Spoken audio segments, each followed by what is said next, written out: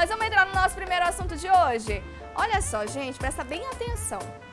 Como nas diversas áreas da saúde, a odontologia busca cada vez mais aprimorar os seus tratamentos, né? Principalmente quando envolve questões de autoestima e bem-estar. Mas esses cuidados vão além de manter uma boa higiene bucal. Os especialistas apontam que as possibilidades de se diagnosticar doenças graves por meio de exames básicos que são solicitados em procedimentos odontológicos são enormes. E para entender melhor e tirar todas as suas dúvidas sobre o tema, nós vamos conversar agora com o Dr. Cláudio Nogueira, ele que é dentista especialista em endodontia. Você nunca ouviu falar nessa especialização, nesse nome? Pois é, pois presta atenção que essa pauta agora é para você. Iago Brandão. Muito bem, seja bem-vindo à nossa casa, muito bom dia. Bom dia. Bom, então quer dizer que é um plus, essa consulta, essa ida ao consultório odontológico, você não trata somente da boca, né? Você consegue descobrir outras coisas, né, nesse universo da odontia. O que é isso, doutor Cláudio? Endodontia especificamente é uma especialidade da odontologia que justamente trata das doenças da polpa e do periápice. Comumente, a polpa é o nervo do dente, né? Então, de um modo geral, as pessoas que têm aquela polpa afetada por um processo de cárie que não foi tratado e que evolui para um quadro inflamatório reversível são indicados para o tratamento de canal. E também aquelas alterações que ocorrem na ponta da raiz do dente. Essas áreas são de atuação específica do endodontista. Entendi. Mas aí, é uma especialização? A pessoa, quando já faz a graduação na odontologia, já pode trabalhar com isso? Quando o dentista conclui o seu curso de formação, ele pode atuar em qualquer área desde que tenha visto na sua grade curricular. Entendi. No entanto, a endodontia, assim como outras áreas, é uma especialidade. E para você se intitular, anunciar como especialista, você tem que fazer um curso de especialização na área que você tem interesse e depois registrar esse certificado no Conselho Regional para aí sim se intitular como especialista. Agora a gente consegue diagnosticar algumas doenças através da endodontia, né? Quais são as principais doenças que a gente pode diagnosticar, que são vistas, né, primeiramente? Iago, essa tua pergunta é excelente. De um modo geral, a odontologia hoje está fazendo uma abordagem que a gente chama de uma abordagem integral, uma abordagem de odontologia biológica, onde a gente vê o paciente como ser todo e não separando mais a cavidade bucal do resto do corpo. Então, ao examinarmos o paciente, na própria anamnese, aquele primeiro contato onde você vai conversar, discutir, saber qual o motivo que está levando o paciente a te procurar, a gente vai fazendo alguns questionamentos que nos direcionam a solicitar alguns exames. E no caso... Muito bem, então nesse primeiro contato já tem aí uma pré-análise, né, do que o paciente tem, do que ele está sentindo, né? Isso, exatamente. E a partir daí, dessa avaliação inicial, dessa conversa inicial que a gente chama tecnicamente de anamnese, depois se faz uma avaliação clínica e depois, de acordo com a necessidade do caso, podemos solicitar realmente algum exame complementar, inclusive de imagem. E tem uma radiografia que é muito solicitada hoje em dia por nós dentistas, que é uma radiografia panorâmica, onde você pega todos os dentes, tanto da arcada superior e inferior. Só que essa radiografia também nos mostra um detalhe da carótida. E aí nós podemos identificar, através da panorâmica, placas de ateroma, que são placas de gordura que eventualmente podem estar presentes na carótida e que, se não tratado, pode evoluir, inclusive, para um AVC. Vem para cá, fica aqui do meu lado, doutor Cláudio. Talvez, acho que as pessoas, quando estão lá escovando o dente, lá no dia a dia, né, os homens, as mulheres, todo mundo que está lá, que está na escovação, aí começa a sangrar ou então vê algo diferente na boca, já fica muito assustado, né? A boca talvez seja uma origem do corpo que, se há logo alguma alteração, a gente já fica preocupado, não necessariamente sentindo as dores de dente, como a gente sente às vezes, né? Realmente, esse detalhe que você comentou, Iago, é fundamental. Porque, de um modo geral, os pacientes têm a seguinte tendência. A partir do momento que, ao realizar a escovação, observam algum tipo de sangramento, eles evitam escovar naquela área. E é justamente o contrário que nós devemos fazer. Se tem um processo inflamatório, aquele processo inflamatório vai desencadear o sangramento pelo trauma da escovação. E se você não escovar, não remover a placa bacteriana naquela região, aquele processo inflamatório só tende a inflamar. Mas, é importante também ressaltar que você, ao detectar algum sangramento na sua cavidade bucal, o mais importante é que você busque auxílio de um profissional para que ele faça realmente o diagnóstico preciso do caso. Entendi. Então, nem todo sangramento, nem toda inflamação, a gente tem que ir lá na farmácia comprar um anti-inflamatório que vai passar, né? De forma alguma, de forma alguma. Entendi. Realmente, a prescrição de medicamentos tem que ser sempre orientada por um profissional da área de saúde. Um médico, cirurgião dentista e nada de comprar medicamento de forma aleatória. Muito bem, agora nós vamos para o telão, porque aqui nós temos 9, não é isso, produção? Nós temos algumas doenças que podem ser identificadas em um consultório odontológico que se manifestam pela boca. A gente tem a sífilis, a leucemia, anemia, tem até doenças psiquiátricas aí, Sim, doenças sim. mentais.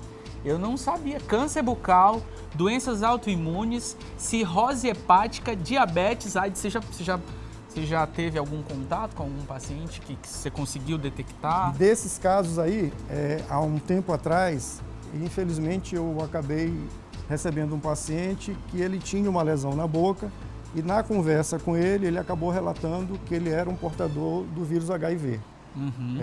Então, essa manifestação clínica do vírus que transmite a AIDS, realmente, muitas das vezes ele se manifesta primeiro na cavidade bucal. Comumente, alguns pacientes, nesse caso, quando estão imunodeprimidos, apresentaram o que a gente chama de sapinho.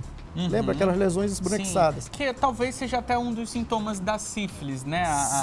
As feridas na gengiva. Essas feridas na gengiva da sífilis são um pouco diferentes dessas da AIDS, né? Entendi. Porque são lesões que, nessa da AIDS, são muito mais esbranquiçadas, podendo também evoluir para outros quadros. A da sífilis não, são mais pontuais e a da AIDS é geralmente na língua que acontece. Entendi. E algumas outras, por exemplo, bulimia, né? Eu não imaginava que poderia ter como se manifestar, talvez pelo vômito, né? Não sei, Isso, né? exatamente. Isso também pode levar, inclusive, ao que a gente chama de abrasão nos dentes do paciente. Abrasão? Abrasão. Abrasão e erosão. É o desgaste da superfície do esmalte do dente. Então, isso tudo já vai nos mostrando indícios para que você, nessa anamnese, conduza o questionário de uma forma mais assertiva para que você realmente consiga estabelecer esse diagnóstico. Por exemplo, a questão do câncer bucal. Todo paciente que apresente alguma alteração na boca, alguma lesão, uma mancha vermelha, que não cicatrize em torno de 15 dias, deve procurar imediatamente um profissional da odontologia para fazer esse diagnóstico. Uma vez que dentes que estão com as suas bordas cortantes, restaurações insatisfatórias ou próteses mal adaptadas, como são traumas de longa duração e de baixo estímulo, podem ocasionar alguma dessas lesões que, eventualmente, se não tratadas, podem evoluir para um câncer. Entendi. Então, olha, você, por exemplo, às vezes vai num procedimento odontológico, não é barato, né? Procedimento odontológico, geralmente, quando você vai procurar enfim, qualquer procedimento, às vezes é um custo alto. Então, às vezes a pessoa procura encontra um consultório, algum estabelecimento, alguém que cobra mais barato, aí faz um trabalho ali meia boca, vamos dizer assim, e aí acaba tendo problemas como esse, né? Sem dúvida. Então, é aquele barato que sai caro, né? E se a gente observar, o custo para o tratamento odontológico, em algumas situações, dependendo das necessidades, ele pode ser até alto, mas nunca eu digo que ele é caro. Por quê? Não porque eu sou profissional da odontologia. Porque imagina, Iago, você que é um profissional da comunicação, se você não tiver uma qualidade de saúde bucal plena, você não vai poder apresentar os programas aqui, não vai poder fazer seus selfies, não vai poder postar nas redes sociais. Fazer aquele sorrisão. Não só pela questão da estética, até mesmo pela questão de você ter uma inter-relação melhor com seus entrevistados, com o seu grupo de amigos. Mas a questão que eu tô falando, doutor Cláudio, é as pessoas que, além de encontrarem um valor, vão sempre procurar um mais barato mesmo. Mas agora, voltando ao assunto das doenças que se manifestam pela boca. Você falou de alguns exames que, lá nesse primeiro contato, a gente consegue, né, identificar. Quais são eles? Eu falei ainda há pouco da radiografia panorâmica, que é o arteroma. Nós podemos também, inclusive, solicitar exames hematológicos, que a partir da avaliação bioquímica do sangue também podemos identificar algumas alterações e encaminhar para o profissional adequado, como, por exemplo, verificar alteração de colesterol, a própria anemia, que foi comentada ainda há pouco, o diabetes também pode ser verificado através desses exames que nós temos autorização para solicitar.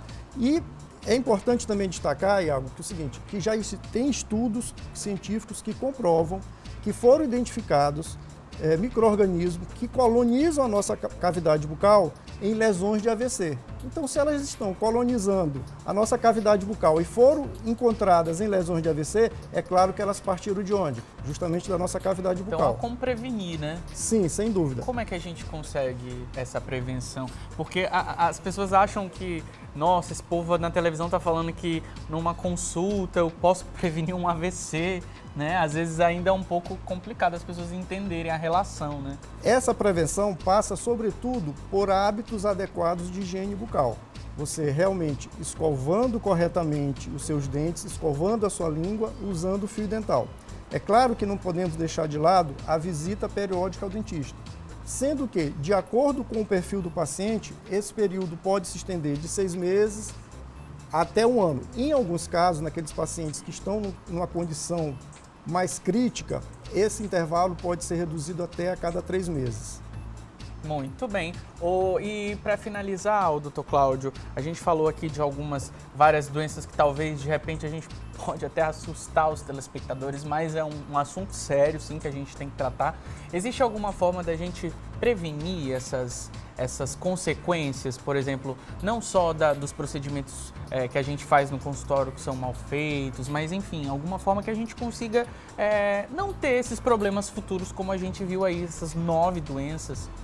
Além, como eu disse ainda há pouco, dos cuidados com higiene bucal, é fundamental que você tenha outros cuidados, como praticar atividades físicas, ter uma boa alimentação, ter um sono reparador e dormir realmente adequadamente e justamente procurar buscar na sua relação atividades, na sua vida cotidiana, atividades que lhe dê estímulos prazerosos. Então, dessa forma, você vai acabar alcançando uma saúde de um modo geral que contemple as suas necessidades.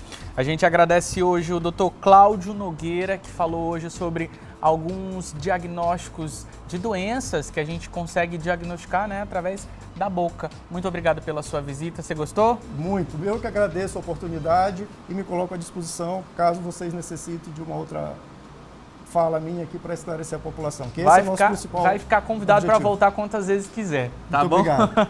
Jéssica Lima. Olha só, gente, tá vendo? A nossa primeira pauta sobre saúde, você aprendeu muito, né? Eu aqui não desgrudei os olhinhos aqui nos bastidores, até porque toda informação vindo de um profissional com excelência é muito bem-vinda.